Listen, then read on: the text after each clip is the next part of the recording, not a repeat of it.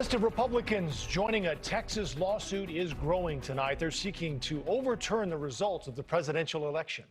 17 attorneys general and more than 100 Republican House of Representatives members have now signed on to a court filing supporting this lawsuit. It is asking the Supreme Court to literally invalidate President-elect Joe Biden's victory in 4 critical swing states: Georgia, Michigan, Pennsylvania, and Wisconsin.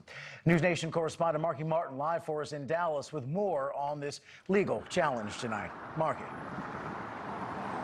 Good evening, everybody. This lawsuit filed by Texas Attorney General Ken Paxton. 4 battleground states are the target here, and he claims that changes in procedures and election rules in those states were unconstitutional. So now he's asking the Supreme Court to invalidate and keep those states from voting in the Electoral College. And this isn't just about Joe Biden and Donald Trump. This is about the future of our elections. The states are Pennsylvania, Georgia, Michigan, and Wisconsin. 4 battleground states that handed victory to President-elect Joe Biden. Add their weight together, and they equal 62 Electoral College votes.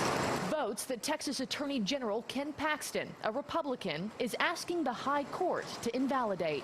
It's somewhat focused on fraud, but our real issue is about the Constitution and whether it needs to be followed. In this case, we're arguing it has to be followed, or the Constitution doesn't matter anymore. Our elections don't matter. In a 36-page lawsuit filed in the Supreme Court, Paxton makes his case that the 4 states used the COVID-19 pandemic as an excuse to revise election rules. From unsupervised mail-in ballots and poll worker misconduct to counting ballots post-deadline. Revisions that Paxton argues are unconstitutional and worked in tandem to weaken election security and elect Biden. I support any candidate, including the President of the United States, pursuing their remedies in court and making sure that every lawful vote is counted and every illegal vote is not counted. The lawsuit quickly gaining support from 17 states. The president taking to Twitter to announce his plan to intervene in the case, saying, quote, "This is the big one. Our country needs a victory." But not everyone agrees. In Utah, the attorney general has backed the lawsuit. The governor and governor-elect, both Republicans, condemning that choice.